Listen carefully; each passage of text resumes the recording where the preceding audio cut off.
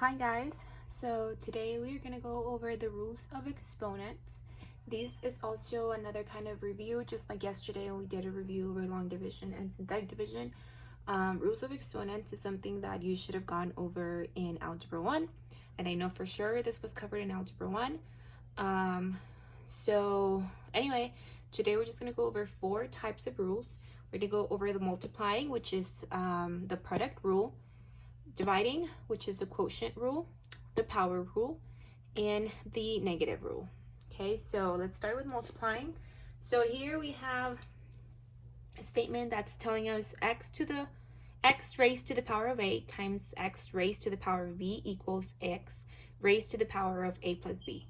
So all this is saying is that the exponents are added, but the base stays the same, right? So we already know this. If we try to multiply x to the power of 2 times x to the power of 3, then over here on this side we just have 2 x's. Over here on this other side we have 3 x's.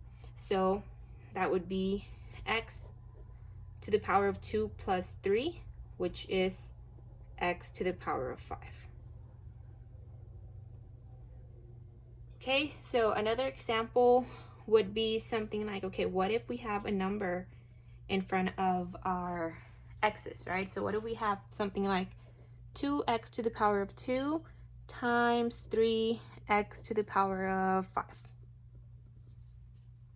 So in this case, we do have to multiply the 2 and the 3. So we would get something like 6, of course. 2 times 3 is 6. And the exponents, we apply the multiplying rule, which is just adding the exponents. So in this case, we would have x to the power of 2 plus 5, which is just 6x to the power of 7. So the multiplying rule is pretty straightforward. We have been applying it pretty much this entire semester, and I'm sure you guys also did it with Miss Adriano. So now let's go over to the dividing, which is the quotient rule. So the quotient rule states that x to the power of a divided by x to the power of b is equal to a minus b. Also, if you just see it as a fraction, remember a fraction is the same thing as division. So x to the power of a over x to the power of b is the same thing as this up here. So these two expressions mean the same thing. So in this case, now division exponents are subtracted. So in multiplication, we added them, but now we're going to subtract them. And again, the base stays the same. So let's work out a problem. Let's say that we get something like x to the power of 8 divided by x to the power of 4. Remember that this is the same as saying x to the power of 8 divided by x to the power of 4, right? As a fraction. So in this case, let's try to understand this a little bit better by writing down the x's. So x to the power of 8 means that we would have 8 x's, right? So I'm going to go ahead and write 8 x's down. And x to the power of 4 is 4 x's. So now I'm going to go ahead and start canceling out x's that are in common. So in this case, I'm going to go ahead and cancel this one, this one, this one, and lastly this one. And I am left over with 4 x's. That means that this is equal to x to the power of 4. Same thing, we're subtracting, right? So you would have x to the power of 8 minus 4, and 8 minus 4 is 4, so it would be x to the power of 4. Okay, now let's do another problem that's a little bit more complex. What about if we get something with multiple variables, like x to the power of 4 times y to the power of 10 over x times y squared, something like that, right? So again, the best way to visualize this is by writing down all our variables. So in this case, I'm going to have 4 x's and 10 y's. 5, 6, 7, 8, 9, 10. And in the bottom, I have 1 x and 2 y's. So again, same thing. What I'm going to do is I'm going to start canceling what they have in common. So I know I have this x and 2 y's. Now I have left over 3 x's on this side and 8y's on this side, right? 1, 2, 3, 4, 5, 6, 7, 8. So my answer is going to be x to the power of 3 and y to the power of 8. Right? Again, same thing. You just have to apply this rule up here. So in this case, we would just use the combined like terms. So in this case, we would first take the x's, x to the power of 4. So, and then x to the power of 1. We have 4 minus 1, which would be 3, and 10 minus 2, which would be 8. All right, now let's move on to the power rule. So this rule states that if you have an exponent on the inside of the parentheses and an exponent on the outside of the parentheses, then the answer or the result would be x to the power of those exponents being multiplied, right? So again, the exponents are multiplied. So let's go over an example. Let's say that you have something like x to the power of 2 times, and then this x to the power of 2 is raised to the power of 3.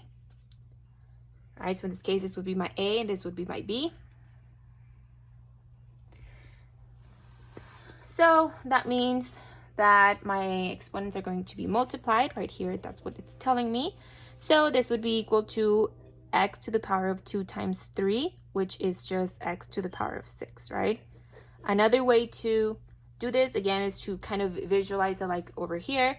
So we have x to the power of 2 3 times, right? It's because it's raised to the power of 3. So you would have something like this.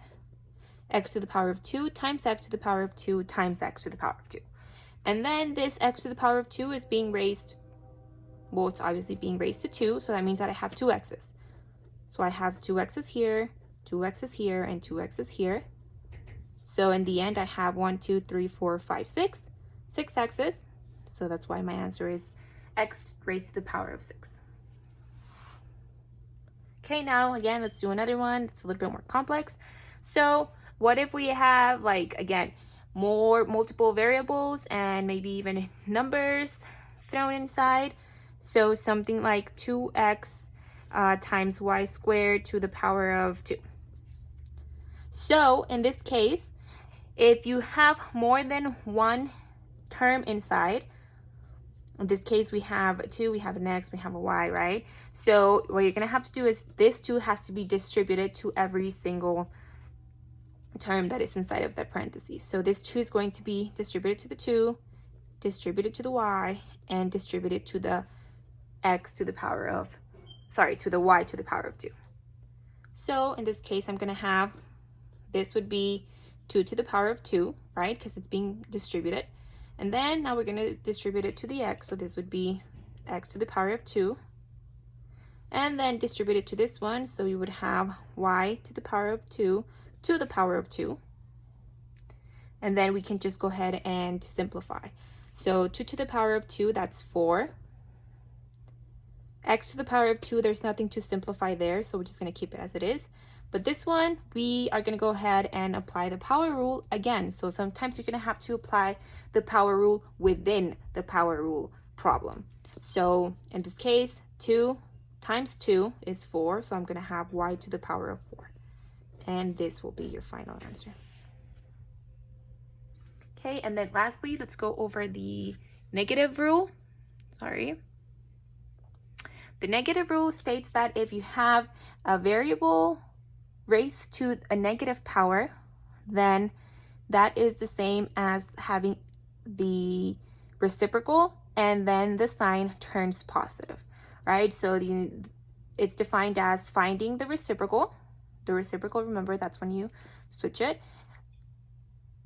And then your exponent is going to become positive, right? So in this case, we're finding the reciprocal only of the variable. So the reciprocal of x is 1 over x, right? And then wherever your exponent is, then it's going to turn positive. In this case, we have negative, now it's positive, all right? So let me go ahead and go over a problem or an example. Let's say that you have x to the power of negative 3, right? Again, it's the reciprocal of x is 1 over x because you're switching it. You're just kind of like flipping it over. And now your exponent, you carry it with your variable, but now it turns positive. So this would be your answer. Okay, now let's go over another one that's a little bit more complex. Let's say 5x to the power of -2 times y over 20 c to the power of -2. Okay, so let's go by steps. So first, let's do the 5 and 20. Those we do have to divide. Just straightforward dividing. Just like how over here we multiply. These ones we have to divide as well. So 5 over 20, we can simplify that to 1 over 4. Okay, now again, I have an x on the numerator. So if I have a negative exponent on the numerator, then I'm going to bring it to the denominator, and it's going to turn positive. The y, it doesn't have any negative exponent, so I'm keeping it on the numerator. Now the c also has a negative exponent. So if you have a negative exponent on the denominator, you're going to bring it up to the numerator, and the exponent becomes positive. So this would be your final answer.